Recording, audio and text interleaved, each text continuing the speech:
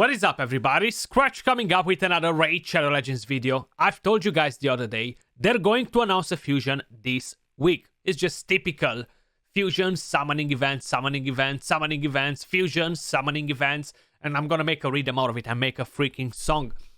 Basically, this might be the easiest skip of my life, okay? The easiest skip as a champion, as a fusion. Let me know your thoughts in the comments down below. Now, this is not aimed at endgame, is not aimed necessarily as a progression champion. It's kind of like a decent champion, fun to have around, but I don't really see it as a necessity for anyone, okay?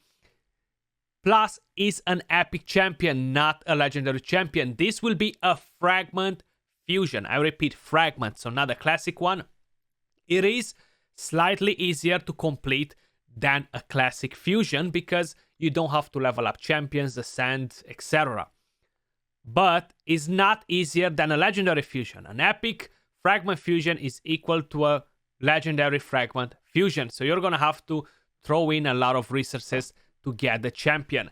If we're going to have a quick look at what Plarium is saying, on Thursday, November 24th, we're planning to launch a champion Fragment event with a new champion, Hoskarul. Faction Barbarians, Rarity Epic, Type Defense, Affinity, Spirit. Keep it in mind, the Barbarian faction is one of the easiest factions to complete in the entire game because you're getting Seal of the Drakes, you're getting Jamarsa, you're getting plenty of champions, plus we had a lot of fusions on the Barbarians. Hoskarul is the champion who can greatly help mid-game players to complete the Barbarian faction crypt and succeed with waves in such PvE content as Doom Tower. His skill set is all about stun. That's great. It's great to have a champion that's doing a lot of stuns. Seal of the Drakes already does stuns. You can use different champions on stun sets if really needed.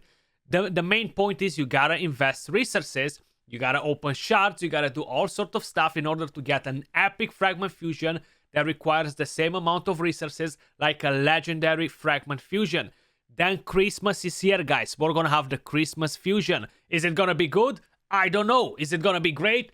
I don't know, but it's better to be prepared and have resources saved up for something more important than this. With the A1, he attacks one enemy with a chance to place stun on the target. Using the A2, Hoskarul attacks all enemies and has a chance to place a stun on everyone. After that, he decreases the thermometer of all enemies under stun debuffs by 15%. This ability will help you control waves. With the A3, he removes the stun debuffs from all allies and places increased defense and increased resistance on all allies.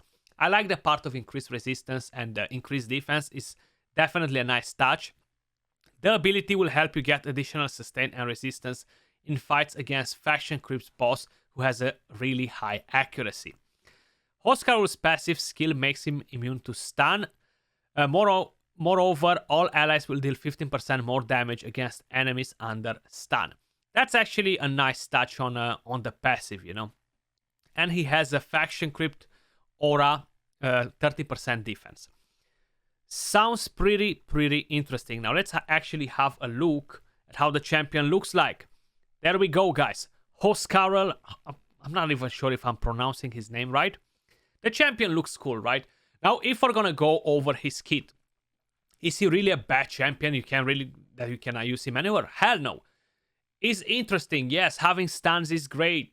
Having that interesting passive to deal more damage is great. Having him give you increased resistance is great.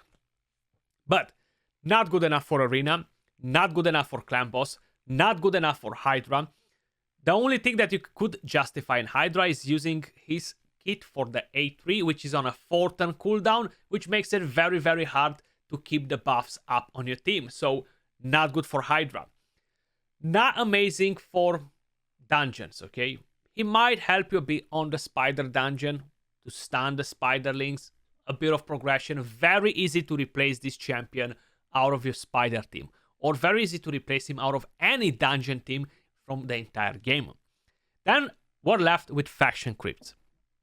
Is it worth it for us to spend resources to get an epic champion as a fusion just for Faction Wars? When we have Seal of the Drake and we can get many other champions for that faction. I'm still using Seal of the Drake, High Khatoon, and War Maiden, 3 of my champions for this faction crypt.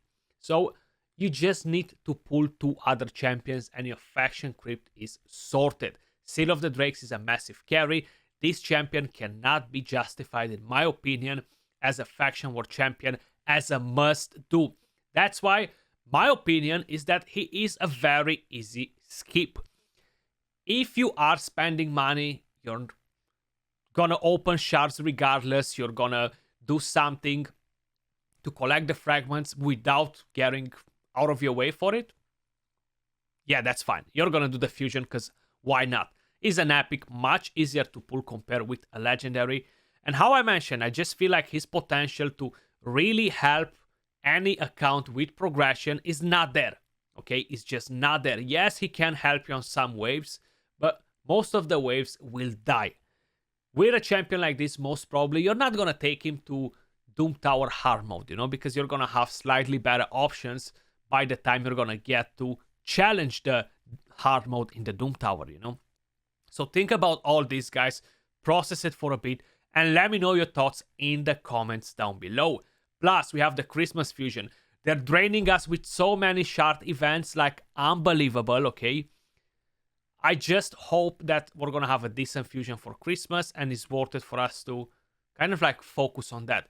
Having a break from a fusion every now and then is actually amazing for your account. The reason for it, you get to farm masteries for the champions you pulled before or you made as fusions. You get to build them. You get to slightly farm a bit of extra gear to improve your account. Not constantly focus on fusions every single 2 weeks because it's very draining for your resources and your account is kind of like held behind in terms of gear, in terms of masteries, just building champions. Honestly, it's definitely not the right way to do a fusion every 2-3 weeks, you know. So think about all this that I've just told you, process the information and decide if you're gonna go for the fusion. I'm not gonna get out of my way to go and get an epic champion that is not gonna do anything special. Yes, I can use him against waves, but that's about it. So on the A1 he gets 4 books. On the A2 he's getting 3 books and the skill is gonna get increased to a 3-turn cooldown, taking him up to a 75% chance to place the stun. The A3, how I mentioned before, will get down to a 4-turn cooldown. Now, if that would have been a 3-turn cooldown, it would have been a bit nicer against the Hydra clan boss because of that increased resistance, increased defense. If it was something that you really needed. I wish this was a provoke champion instead of stun because I feel like he would have brought more value.